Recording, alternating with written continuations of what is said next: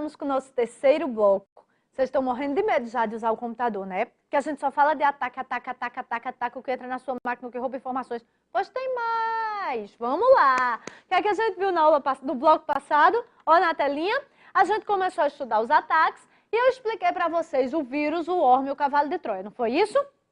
Falamos sobre as analogias com os itens da vida real, entre aspas. Eu ponho entre aspas porque o cavalo de Troia não é da vida real, mas a lenda é da vida real, tá certo? E aí nós vimos que eles são ataques. Eles não são vírus, lembrar disso, né?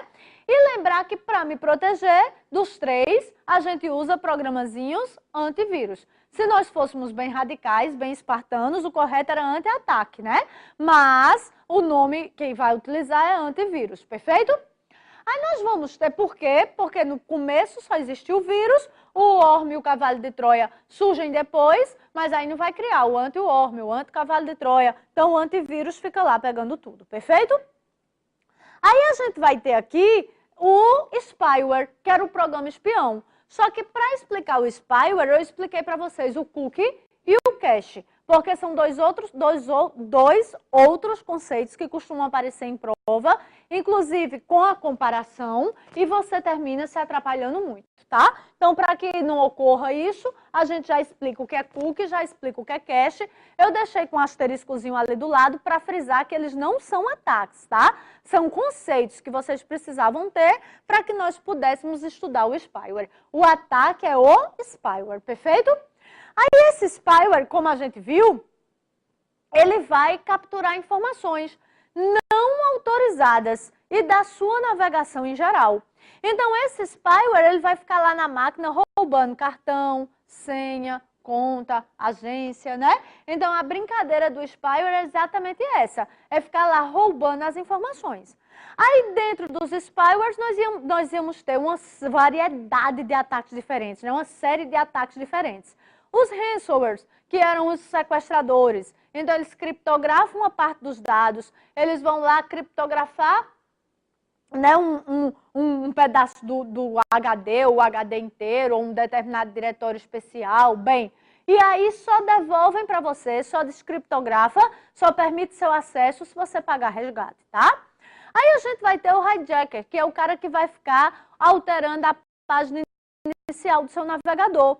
Aí permite até que você vá lá e altere, mas quando você fechar que voltar, aí volta para a página inicial. Então ele não permite alteração definitiva. O adware era o da propaganda. E aí também é considerado ataque, mesmo que ele não roube uma informação, mesmo que ele não invada a sua máquina, mas é considerado ataque. Por quê? Porque é desagradável, né? Então, poxa vida, você vai ter ali uma propaganda indevida que de repente pode trazer uma informação não adequada, né, para o determinado leitor. E além disso, ainda tem a questão de que muitas vezes tira o foco do seu cursor. E você não está olhando para a tela e termina perdendo tempo. Porque quando você olha, aí já passou não sei quanto tempo digitando com ele fora de foco. Realizando uma determinada operação com ele fora de foco, tá? Keylogger é o que captura os dados do teclado. Para me proteger, utilizava o teclado virtual. O screenlogger vai capturar dados do monitor, da tela. Aí, para proteger do keylogger e do screenlogger, o ideal é utilizar o teclado virtual, porém o teclado virtual que muda de posição, que é para que você possa não ter como capturar a coordenada. Perfeito? Até aqui tudo bem? Aí vamos para o backdoor. Qual é a ideia desse backdoor? Ora, quando eu invado uma máquina, claro que eu não quero ser percebido. Óbvio. Mas geralmente se quer voltar. Qual é o lance do backdoor? O backdoor é o que o nome está dizendo, atrás da porta. É o programazinho que vai ficar lá escondido na rede, escondido na máquina, com o intuito, sabe de quê? De ficar capturando ali informações, procurando uma vulnerabilidade. Para quê? Para poder depois deixar voltar, o atacante retornar, entendeu? Então pode ser que ele altere um determinado serviço, ele pega um serviço que está funcionando corretamente e altere a configuração desse serviço para facilitar a volta do dono dele, tá entendendo? Então, o backdoor é isso. Ele fica atrás da porta no seu computador só capturando as vulnerabilidades ou criando vulnerabilidades. Para quê? Para possibilitar o retorno do invasor. Perfeito? Até aqui tudo bem? Então, na telinha, backdoor, deixa-me só beber um golezinho de água, um minutinho.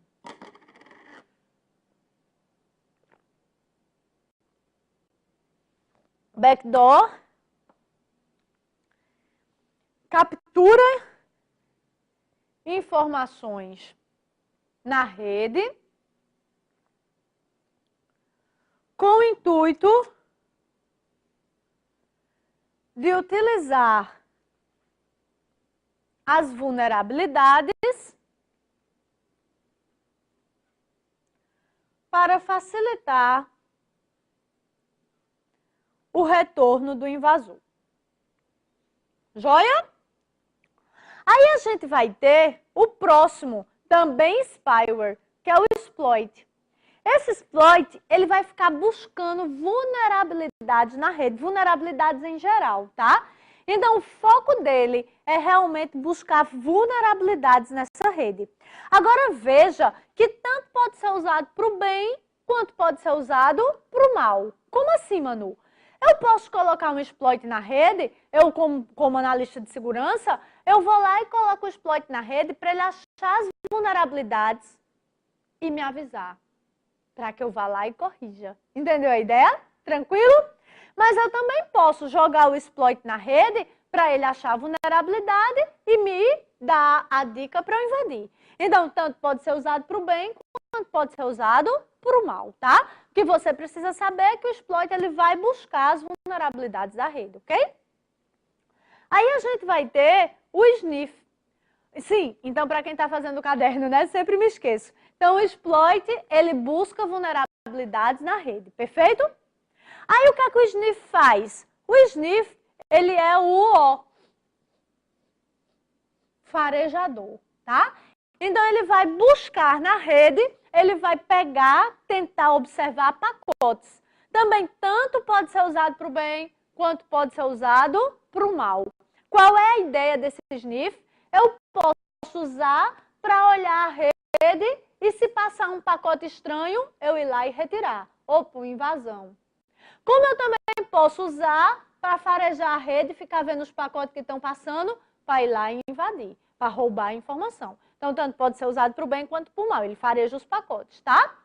E o scanner, ele vai, assim, então, repetindo, né? O sniff é o farejador. Ele vai farejar, entre aspas, pacotes na rede. Tanto pode ser usado para o bem, quanto pode ser usado para o mal, tá? Então, eu tanto posso farejar para depois ir lá e retirar a vulnerabilidade, quanto eu também posso farejar para depois ir lá e simplesmente, né, atacar, roubar a informação. Perfeito? Aí a gente vai ter ainda o scanner. O scanner, ele mapeia áreas da rede. Então, ele vai servir para mapear áreas inteiras da rede. E aí também, tanto pode ser usado para o bem quanto para o mal. Eu, como analista de segurança, posso pôr um scanner na minha rede para que tudo que passa numa determinada região, ele fique mapeando e me dando as informações necessárias para caso seja, né, preciso, eu vá lá e proteja. Mas ele também pode mapear as informações de uma rede para que eu vá lá e roube. Então, tanto pode ser usado para o bem, quanto pode ser usado para o mal, tá? Então, o scanner mapeia áreas da rede. Joia? Até aqui tudo bem? Agora, olha só, todos esses que eu falei até agora são o quê? Spywares. Para me proteger do spyware, eu vou usar programinhas anti-spyware. Perfeito? Pegadinha de prova. Foi questão de prova recente, tá? Nem todo antivírus é necessariamente anti-spyware. Não existe a obrigatoriedade. Pode ser que seja. Eu posso ter programas que são antivírus e anti-spyware. Pode, mas não é obrigatório, tá joia? Se liga disso, perfeito? Existem deles que podem ser só antivírus ou só anti-spyware, perfeito? Não existe a obrigatoriedade de ser os dois, ok? Tranquilo? Beleza! Aí nós vamos ter mais ataques. Primeiro aqui o flood. Só relembrando, ó, quais os ataques que a gente já viu? Vírus, o worm, cavalo de Troia. Aí nós vamos ter agora, ó, o spyware. Aí agora, o flood e os seguintes, tá certo? Para você não ficar confuso, tá? Por isso a numeração. Então, o flood, ele ele busca, ele tenta gerar a indisponibilidade do serviço ou do dado. Como assim? Quando a rede era principalmente dial-up, lembra? Eu vou falar técnico, vamos ver se já dá para entender. Deve dar. A banda de passagem era pequena. Lembra que no dial-up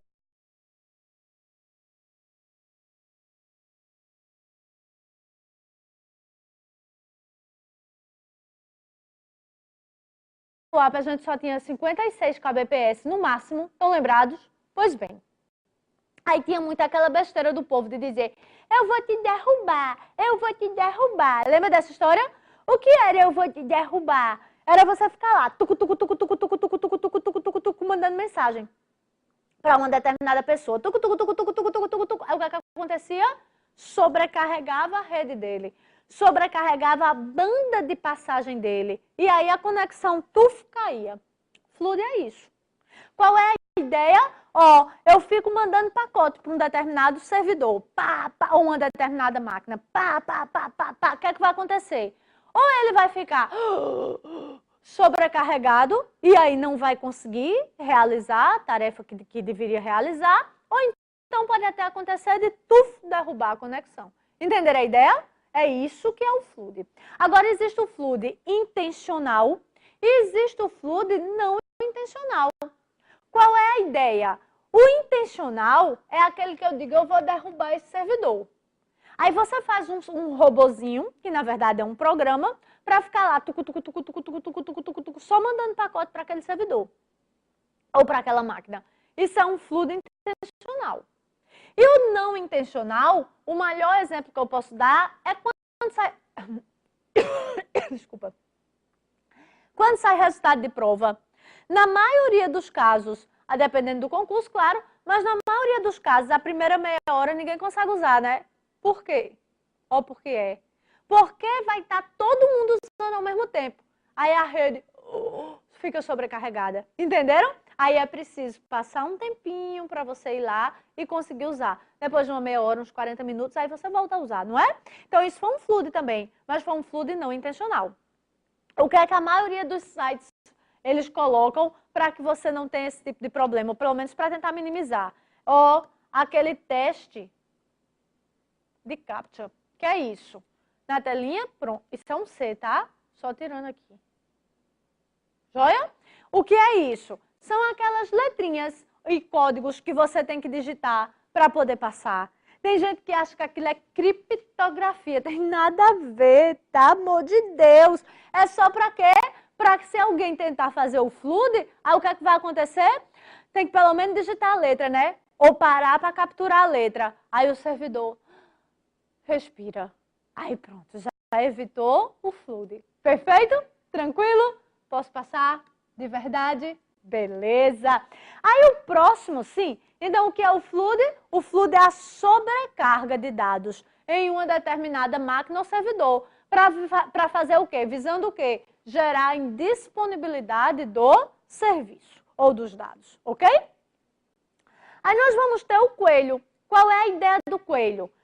Ora, quando uma pessoa tem muito filho, o que é que você diz? Menina, tem um coelho, não é assim?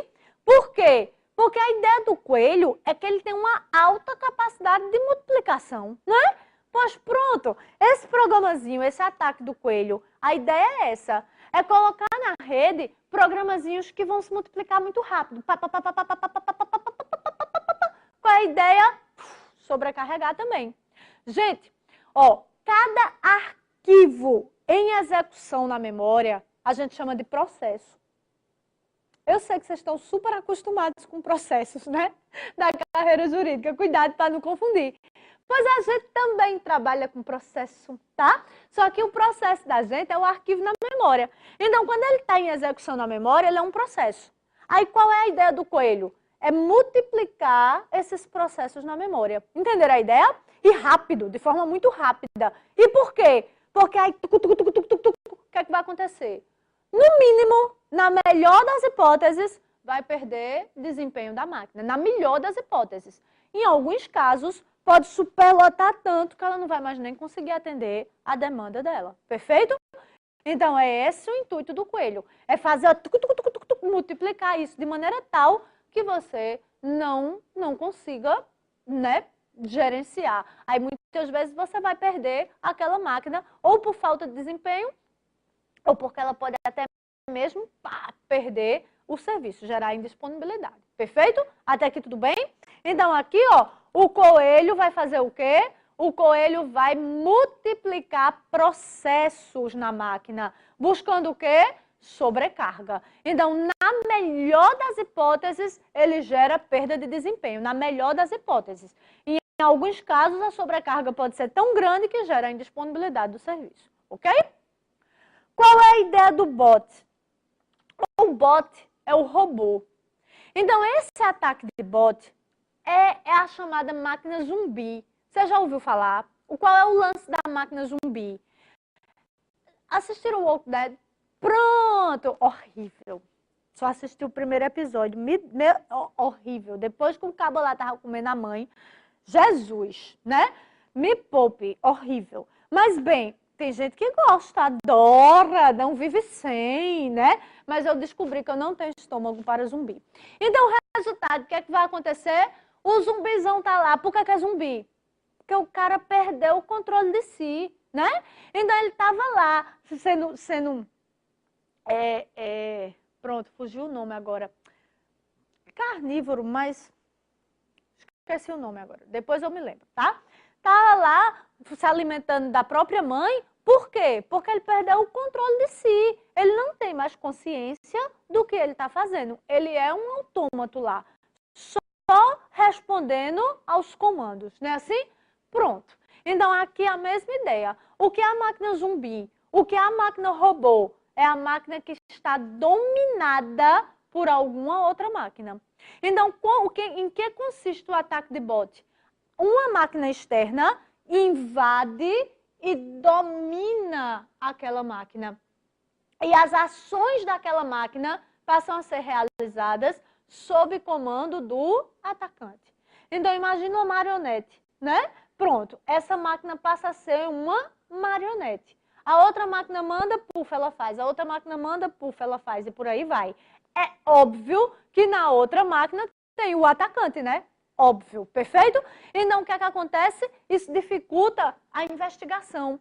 Porque quando você que estiver lá no seu cargo de delegado e estiver lá chefiando uma determinada investigação e o perito estiver lá procurando os endereços IPs, tá? Tentando associar os endereços físicos, que a gente já viu tudo isso, né? Então, quando você estiver lá fazendo essa investigação, vai bater aonde? No zumbi. Aí do zumbi bate no outro zumbi. Aí no outro zumbi, aí no outro zumbi, até achar a máquina atacante. Aí geralmente quando acha a máquina atacante, aí ele já se desfez da máquina, ou então ele já está num país onde você não tem legislação, que isso acontece muito. Isso é um problema grave que a gente vai falar. Eu ia falar depois, vou antecipar. Gente, não existe anonimato na rede, perfeito? O que acontece é que o bom ladrão, ele dá trabalho para ser pego. Então, o que é que acontece muito? E aí o professor de Direito Internacional de vocês vai falar disso muito melhor do que eu, né? Bruno tem muito mais capacidade, claro. Eu não sei nada, para ser bem sincera, tá certo? Eu só arranho. Mas o que é o lance? O grande problema da internet, né? Do caso da computação. Para você pegar. O X é que o cara invade, por exemplo, um computador na Romênia. Aí suponhamos que a Romênia não tenha tratado de extradição com o Brasil, nem tenha legislação própria de internet. Aí o cara vem numa investigação dessa, aí chega na máquina de onde partiu o ataque, foi lá na Romênia. E agora ele faz o quê? Não tem legislação local que regule aquilo, já que o ataque partiu da máquina que está naquele solo. E também não existe tratado de extradição, então não tem nem como pedir, que, já que o ataque foi realizado né, em uma máquina do Brasil, partiu de lá, mas atacou uma máquina no Brasil, eu alegar que o dano foi aqui, tentar extradição, não tem como, porque não tem tratado de extradição. Entenderam a ideia? Então, o direito internacional é que vai entrar aí para regular esse tipo de coisa. E é a grande dificuldade, porque com a internet você cria muitas possibilidades de ataques, né? Eu estou aqui no Brasil e de repente posso atacar uma máquina em qualquer outro lugar do mundo, como pode fazer esse lance do zumbi? Atacar a máquina, transformá-la em zumbi para de lá gerar o ataque para outro lugar. E a legislação desses países todos e o direito internacional, como é que fica aí no meio? Confuso, né? Estranho, né? Pois bem, esse é o grande problema. Então, a máquina zumbi, ela é usada para gerar esse ataque de uma outra máquina, o que vai fazer com que o atacante fique mais disfarçado e dificulte a investigação. Ok? Tranquilo? Beleza? Então, o que é o bot? O bot é a máquina robô ou zumbi. E qual é o intuito? É utilizá-la remotamente para realizar ataques. Dominar a máquina para que ela realize ataques, ok? E o crack eu nunca vi. E quando me contaram que existia, eu fiquei passada, né? Menina, destruiu meu mundo. Por quê? Porque o crack, eles me contaram que é um programazinho que quebra licença. Vocês acreditam? Pois foi, me contaram. Disseram pra mim que tem gente que não compra o Windows original. Vocês acreditam? Pois me contaram. Diz que tem gente que não compra o Windows original. Aí vai lá, pega esse crack, que diz que é um programazinho que tem na internet, aí diz que pega, quebra a licença e usa. Sem pagar. Tô besta, né? Pois diz que é. Aí diz que tem gente que não compra o jogo original. Vocês acreditam? Pois é. Aí vai na internet, procura esses programas que quebram licença, aí quebra a licença e fica jogando sem pagar. Menina, olha, sei não, né? Diz que é, mas nunca vi não. Nunca vi o crack, nem sei de pessoas que façam isso. Mas diz que tem, tá certo? Tá aqui tudo bem? Tranquilo? Então o crack, ele faz o quê? Quebra licença de software, ok? Ou seja, lembrando que quebra de licença é crime, né? Pirataria, ok? Aí nós vamos então agora falar, ó, das formas de ataque. As principais formas de ataque, ok? Ou seja, o que é que a gente estava estudando até agora, Manu? Até agora a gente estudou os ataques, ó, um monte. Tem muito pano para manga, não tem? Na sua prova? Pois agora a gente vai estudar as principais formas de ataque. Deixe-me só beber um golezinho de água, 1 minuto.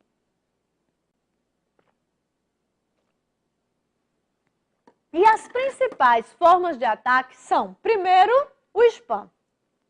O que é o spam? O spam é o envio de mensagem em massa, de forma não autorizada. 3 coisas que eu quero chamar a atenção nessa minha frase. Primeiro, mensagem em massa. Então, pode ser por e-mail, pode ser por telefone, pode ser na rede social, pode ser de N formas. Que é um exemplo de spam por telefone, foi um que aconteceu, salvo engano, em 2013. Eu não tenho muita certeza não, mas salvo engano, foi em 2013. Também não me recordo exatamente da história, mas era mais ou menos o seguinte. Soltaram um boato de que não ia mais pagar, salvo engano, o Bolsa Família. E isso foi por telefone. Aí foi passando um para o outro, um para o outro, um para o outro, um para o outro, um para o outro, um para o outro. Daqui a pouco a galera foi para as agências da Caixa Econômica e quebraram a agência e foi aquela confusão. Vocês lembram dessa história? Pronto, é um caso típico de spam. E veja que não foi nada com computador, não teve nada a ver com mensagem de e-mail ou qualquer coisa. Eu só dei esse exemplo para desvincular, tá entendendo? Porque quando fala em spam, a galera já pensa em e-mail. Não necessariamente. Tem na rede social, tem por e-mail, tem por telefone. Spam é o envio de mensagens em massa. Segunda coisa é parte da frase que eu quero chamar a atenção. Em massa. Se eu mandar 10 mensagens para minha mãe, não é spam. É encheção de saco, né? explode, tá joia? Então, 10 aí para minha mãe não é spam. Agora, se eu pegar a mesma mensagem e mandar para várias pessoas, aí é que caracteriza o spam. Então, o spam é o envio de mensagem em massa, não autorizada. A outra parte da frase que eu queria chamar a atenção. Por quê? Porque a maioria dos sites hoje traz um quadradozinho que já vem pré-marcado, que é aceita receber informações de nossas promoções e de nossos parceiros, blá, blá, blá, não é? Tá marcado? Aceitou. Quando você receber e-mail daquela agência, daquela empresa, etc., ou dos parceiros que você nem sabe quem são, tá valendo. Você não disse que aceitava? Entendeu? Beleza? Então, vou repetir a frase agora. O spam é o envio de mensagem em massa de forma não autorizada. Perfeito? Então, ó, mensagem, por e-mail, qualquer um, em massa, ou seja, não vale para uma pessoa só, e de forma não autorizada. Autorizou, pô, pronto, acabou-se. Frio. Joia? Posso passar? Tá tranquilo? Beleza. Aí nós vamos ter vários tipos de spam. A gente tem o spam do boato. Já ouviram falar? Que é o, vamos lá, vai ser o ROAS, tá? Qual é a ideia do e-mail do boato, o spam do boato? O que é que você precisa saber? É aquele spam que vai só plantar a sementezinha do mal. O intuito dele é só ir lá e plantar a semente do mal. Então, por exemplo, você já viu, você sabia que nos livros de geografia americanos, a Amazônia, ela já está como área de domínio internacional? Vocês já viram isso? Me poupe. Né? Então, moral da história, veja que é só para plantar uma ideia maléfica, encher caixa postal, mas não necessariamente traz consigo os outros ataques, tá certo? Então, essa é a ideia do spam do boato, encher o saco mesmo, encher caixa postal, ok? Tranquilo? Beleza? Mas tem mais. Vai ter o spam da corrente, que é aquele spam. Olhe! Se você não mandar esta mensagem para 10 pessoas em 5 minutos, nunca mais você vai ter felicidade na vida. Gente, hello! Negócio poderoso da peste de Gai, né? Nunca mais você vai ser feliz na vida porque você não mandou essa mensagem para 10 pessoas. Hello, né? Então, poupe-me. Mas aí o que é que acontece? Tem um efeito psicológico. Tem gente que, por mais inteligente que seja, já se vê mandando. Vai 5 pessoas, pelo sim, pelo não, né? Deixa eu mandar. Então, o que é que acontece? Você vai ter aí N formas de ataque. A mais comum é quando você abre, ele já captura seus contatos. Para quê? Para se reenviar para os seus contatos. Ou vender no mercado negro o seu contato para outros ataques. E dos seus amigos, né? E também tem deles que quando você abre, captura os seus contatos e captura o seu e-mail e a sua senha. Que aí é quando ele começa a se passar como sendo você. Aí tem gente que chega e diz, menina, tu tá mandando uns e-mails tão estranhos. Aí você diz, eu?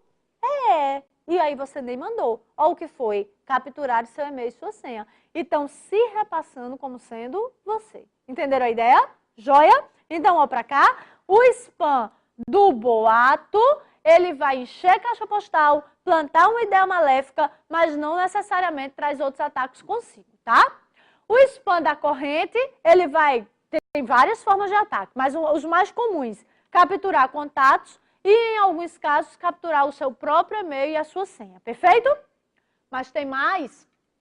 Tem o spam da apresentação, que é aquele spam que geralmente tem ou uma mensagem de autoajuda, ou uma mensagem religiosa, né? Coisas do tipo, sol nasce para todos. Só o amor constrói. Você pode tudo aquilo que você quiser. Não tem essa história? Geralmente tem uma musicazinha de fundo, né? Tipo assim, lua de cristal. Tudo pode ser. Lembra? Pronto. Aí você fica lá vendo aquilo. Pois enquanto você está vendo aquilo, os bichos estão se instalando com tudo no seu computador. Entendesse? Poço de ataque. Mas, Manu, quem mandou para mim foi minha mãe. Quem mandou para sua mãe? O que é que eu quero dizer com isso? Não existe origem confiável de corrente, tá? Não existe origem confiável de corrente. Se liga disso, perfeito? O que mais, Manu, que a gente tem aqui? É por isso que quando você vai abrir e-mail, você só deve abrir se a combinação de remetente e título for sugestivo. Por quê? Olha a frase que eu vou dizer agora, preste atenção. O arquivo que contém o ataque, ele tem que ser executado. Agora, hoje, nem sempre a execução depende de ação do usuário. Ou seja, pelo simples fato de abrir, se carregar o arquivo e o arquivo estiver infectado, já executou.